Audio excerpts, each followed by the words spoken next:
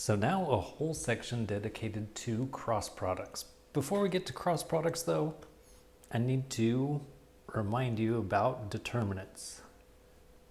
Hopefully you've seen this before. So if you have a little 2x2, so 2 rows, 2 columns, a little 2x2 determinant, then what you do is you multiply what's called the main diagonal. That's going to be A times D. And then you multiply what's called the minor diagonal, B times C. And then you subtract. Now we're actually going to be doing 3x3 determinants. So with the 3x3, let's say that it is this one. 1, 2, 3 is the first row. 4, 5, 6, 7, 8, 9. Can you believe that? I made this one up all by myself. All right, so what you do is you either literally cross out a row, or you could just cover it up. And then once that row is crossed out, you then cross out a column. So I'll cross out this column. And what it does is it leaves, because I've crossed out that row and that column, it leaves this little 2x2 determinant, 5, 6, 8, 9. So then we're left with 5, 6, 8, 9. Now when I cross out this column and this row, both of them are crossing out the number 1. So I then need to take the number 1 and use that as a coefficient 1 times that. Okay, now I'll move on to the middle column. When I cross out those two, it leaves 4, 6, 7, 9. So the 2x2 determinant will be 4, 6, 7, 9. And the number that got crossed out in both the row and the column is 2, so that needs to go right here. Times 2. And just like this, we subtract. Next, it's going to be cross out the last column, and what's left is 4, 5, 7, 8. 4, 5, 7, 8. And it was the 3 that got crossed out, so use the 3 as the coefficient. Now this one's going to be plus, because if this first one was minus, and then you were to do it again, then the negative and the negative would make plus. Or sometimes as a reminder, people will put that information right here. Remember to alternate the signs, plus, minus, plus. Okay, so then how much is this going to be? 1 times, so this will be 45 minus 48. Then negative 2 times, this will be 36 minus 42.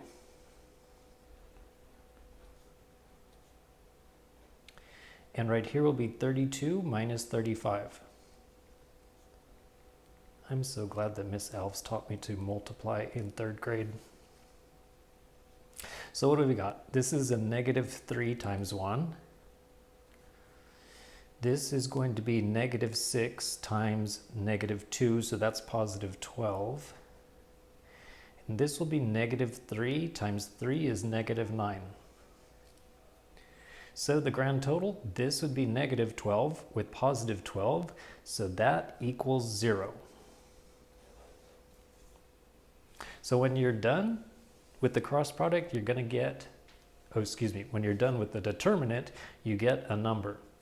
But when we have the cross product of vectors, we actually get a vector as an answer. How does that work? Good question. So for example, let's say that vector A is 4, 3, 2. Another one that I made up all by myself.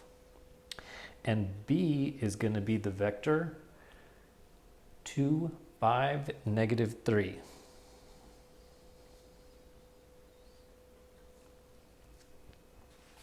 So with this 3 by 3 determinant, We'll put one vector right here in the middle row. We'll put another vector right here in the bottom row. And what we put at the top is the letters I, J, and K, basically telling you these are the X's, these are the Y's, and these are the Z's. Now the notation for it is A cross product B. And it goes like this. So you start writing the determinant, and for the first row put I, J, and K. And the order matters. So A is first, so I need to put this as the middle row. 4, 3, 2. And then put this one as the bottom row. 2, 5, -3. Okay, so the first one, cross out this row. And now when I cover up this one, so now I'm covering up the letter I, so it's going to be I times 3, 2, 5, -3. Now cover up the J. So that's going to go minus J. And then what's left is 4, 2, 2, -3. And for the last one, that's going to be plus K times 4, 3, 2, 5. Okay. So what did we get? So it's going to be I times, so this is going to be -9 minus 10. A -9 and a -10 is -19. This one will be -12 and then subtract 4, so that's -16. Let me double check. -12 subtract 4 is -16. And then this one is going to be 20 minus 6 is 14.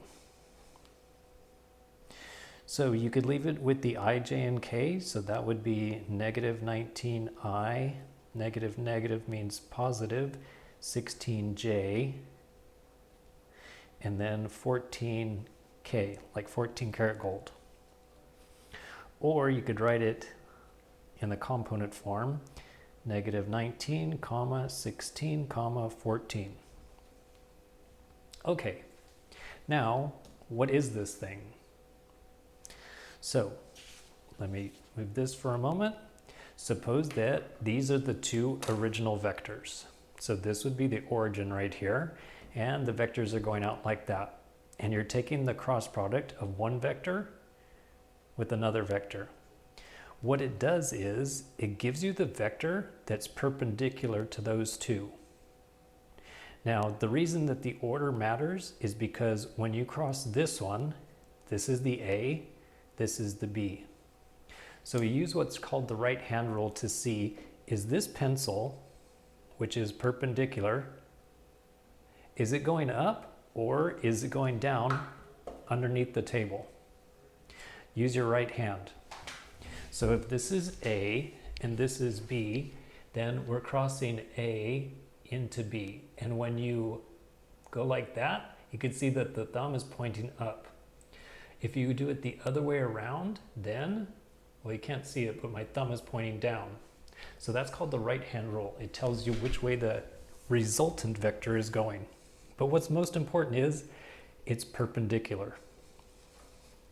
Now, in order to prove that it's perpendicular and to check my answer, if this vector and this vector are perpendicular, then the dot product equals 0. Whenever vectors are perpendicular, their dot product will equal 0. So that's going to be the next part. Find A dot product with your answer from A cross B. Okay, so vector A was that one that I made up all by myself, 4, 3, 2. Dot product with -19, 16, 14. So we would have 4 times 19. Let's see, that would be, I believe it's 76. 4 times 19. All right, so that'll be negative 76. A 3 times 16, that's 48. And then a 2 times 14, that's going to be 28.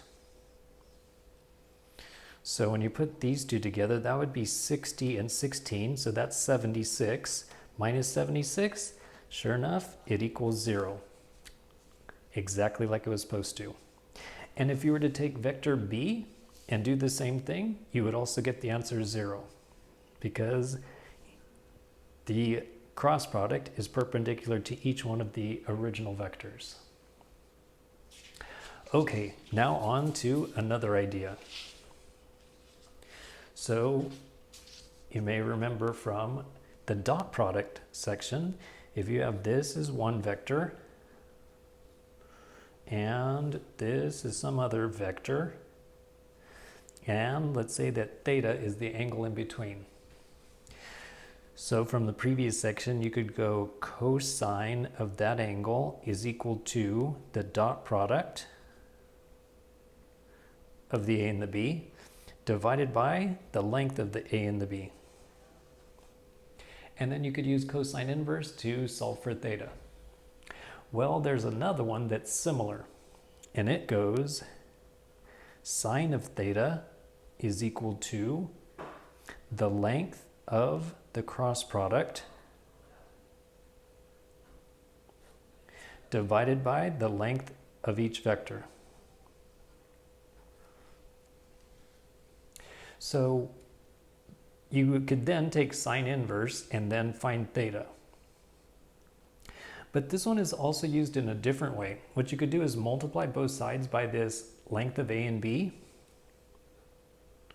So length of A times length of B times sine of theta equals the cross product, and then find the length of the cross product. So if there's ever a time when you are supposed to find the length of the cross product and you go, my goodness, that's going to take a decent amount of work to find a cross product and then find the length of it, well, you could simply just go the length of A, the length of B, and sine of the angle. So let's try this right now with those two given vectors that I already had before. So just as a reminder, A is 4, 3, 2. B was 2, 5, negative 3. Oh, 2, 5, negative 3. And let's use each one of these formulas. See if we get the same answer. So cosine of theta will equal, so it's going to be the 2 times 4 is 8, 5 times 3 is 15, and negative 3 times 2 is negative 6. And then find the length of each vector. So square each component. So this is going to be 16 plus 9 plus 4. This one is going to be 4 plus 25 plus 9.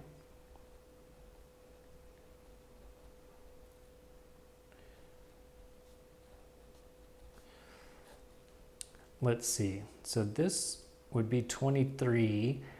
23 minus 6 is 17. For this square root, that's going to be 29. So the square root of 29 and the square root of this would be 13, and that means it's the square root of 38. Okay, then do cosine inverse. Cosine inverse of 17 divided by the square root of 29 times 38. It's 59, so theta equals 59.1 196 degrees. All right, that's with this formula. Now let's try it with this formula. Now these are the same vectors that I just found the cross product, so I don't have to redo that work.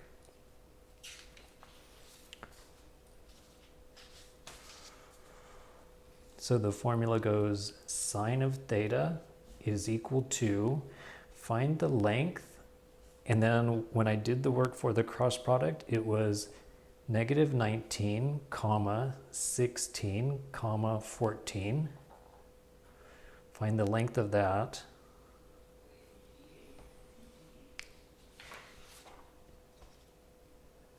And then we actually divide by the same thing.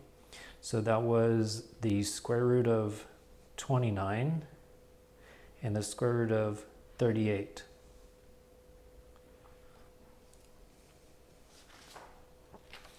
Because if you notice, the denominators are the same. Okay, so this is going to say sine of theta equals, and then I need to take the square root of 19 squared plus 16 squared plus 14 squared.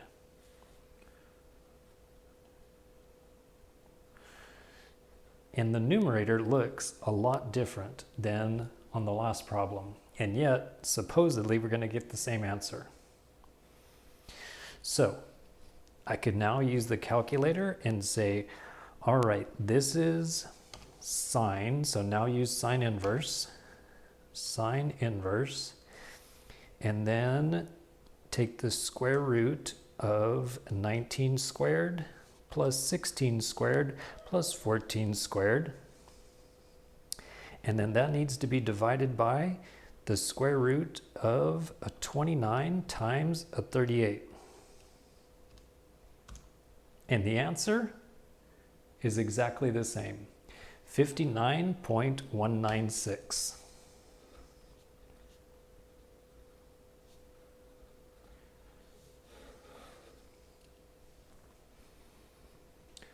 Okay, now since sine of theta equals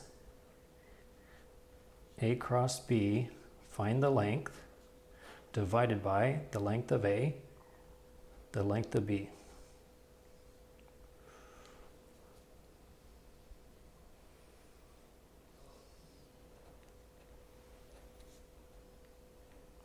So now my question is, what if the angle theta equals 0 or 180 degrees?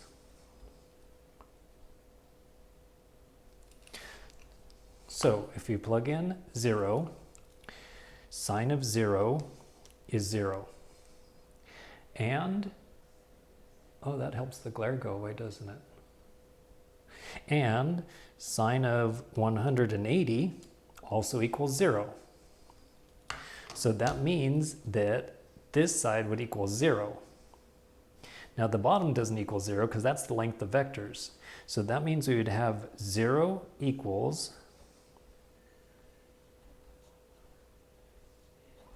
the length of that vector. Well, if the length of the vector equals 0, that means the vector itself is equal to 0. Therefore, A cross B equals 0. So what does it mean if the angle between the two vectors is 0 or 180 degrees? Well, if the angle is 0, that means one vector is like this,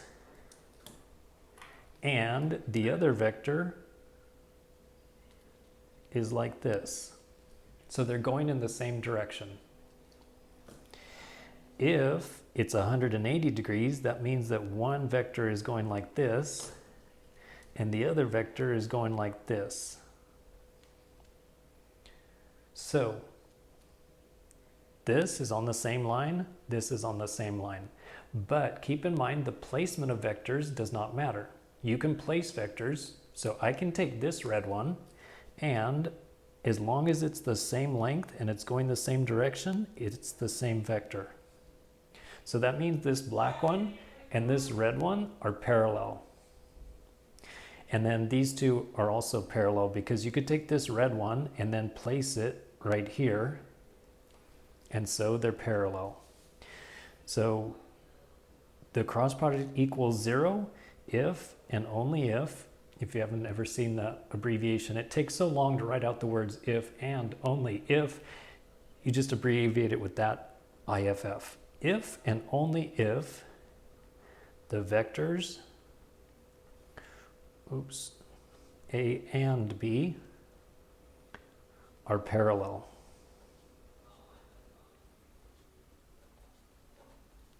So if the dot product equals 0, that's perpendicular. If the cross product equals 0, that's parallel.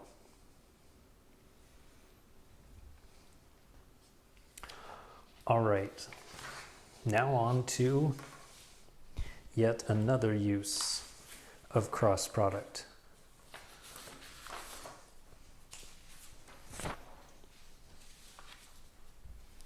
Suppose that you have a triangle.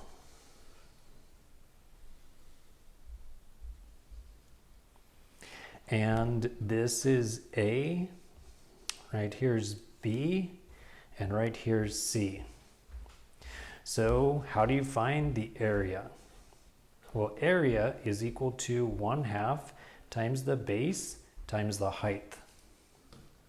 And for the height, you need to, if you're going to use this AC as the base, then for the height, you would need this to come down and be perpendicular.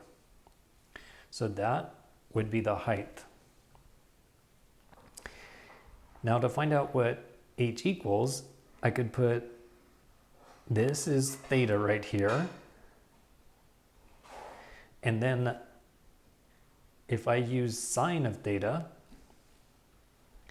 so sine of theta is equal to, sine is opposite over hypotenuse. So that would be h over the length of AB.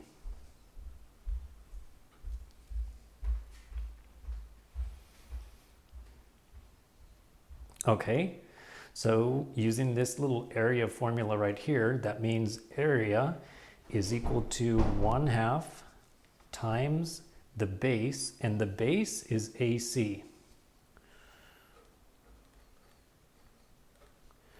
And then times the height h. So solve for h right here. That will be the length of AB times sine of theta.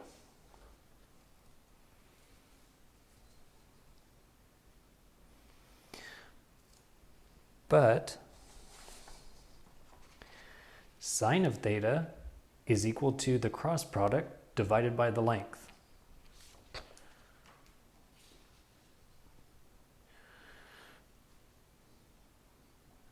So, sorry, I was just wondering if I need to rewrite this whole thing, but I think it's best if I do.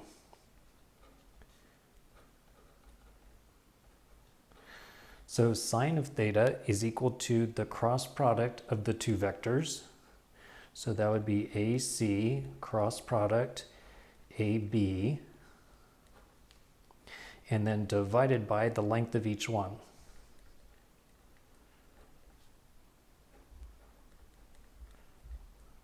Okay, so that's just using this formula right here, but this is AC and this is AB. AC, AB. Okay.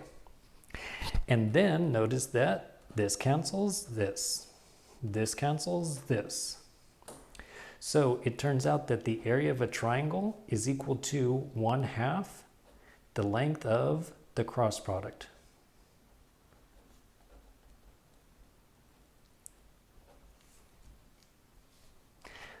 That is amazing. You take the cross product, which means take the vector that's perpendicular right here, and then find the length of that vector, cut it in half, and that is going to tell you the area of a triangle.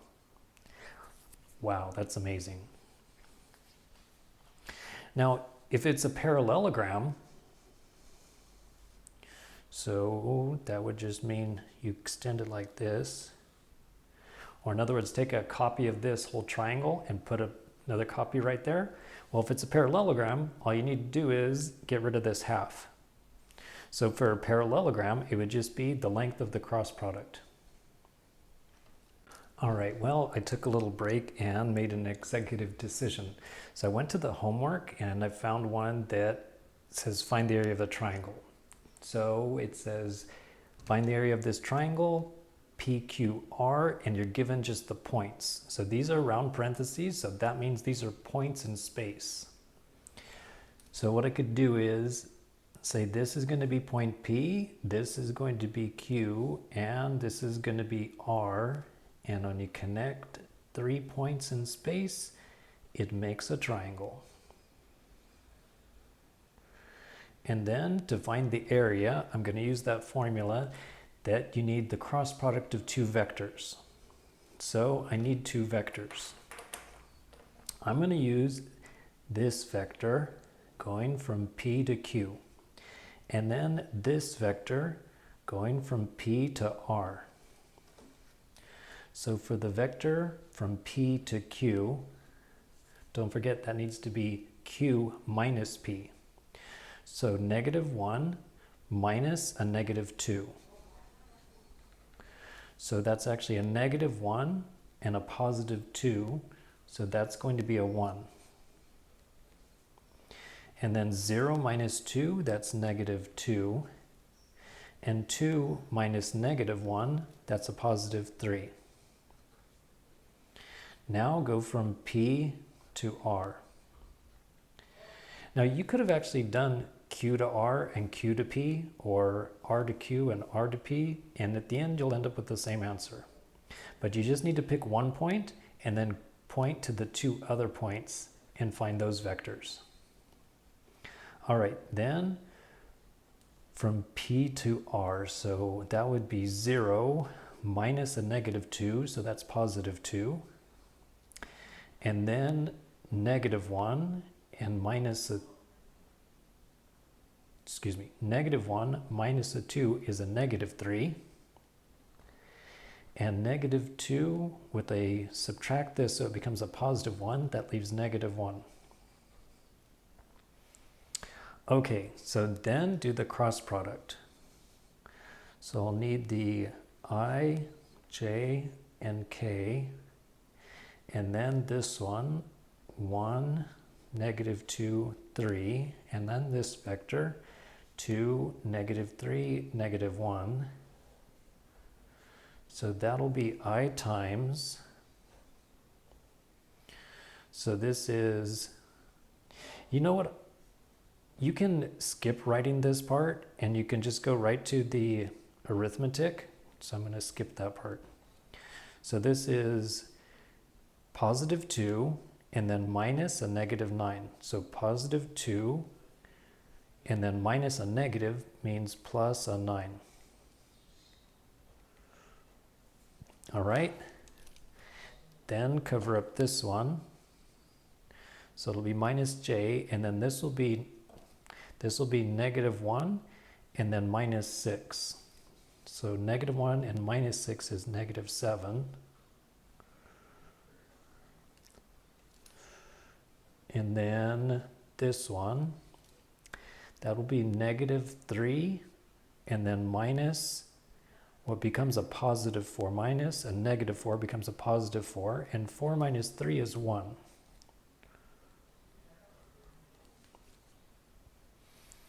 Okay, so in other words, the vector is 11, and then this would be 7, and this would be 1. All right. Now the area is 1/2 the length of that.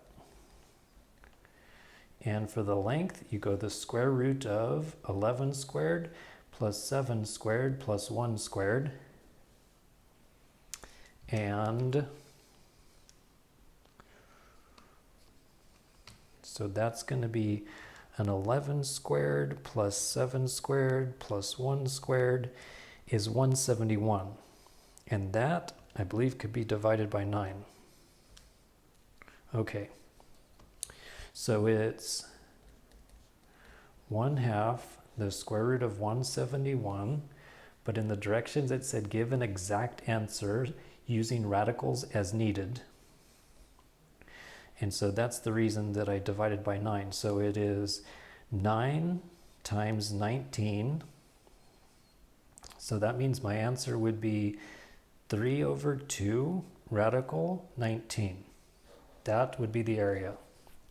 Now let's take a look at the actual question from the homework. So here was the actual question. It says for the area you should get 3 radical 19 over 2.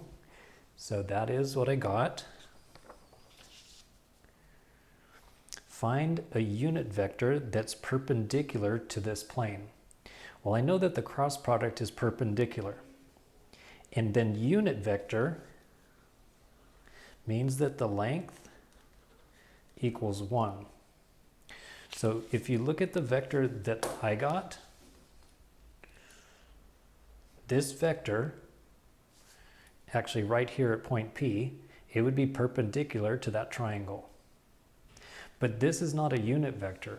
To turn this into a unit vector, you need to divide by its length. And its length was right here, the square root of 171. So then you need to either divide or multiply by the reciprocal of square root of 171. And then that makes it into a unit vector. And then this should be simplified just like I did right there. All right, that's it. We're finally done with this section.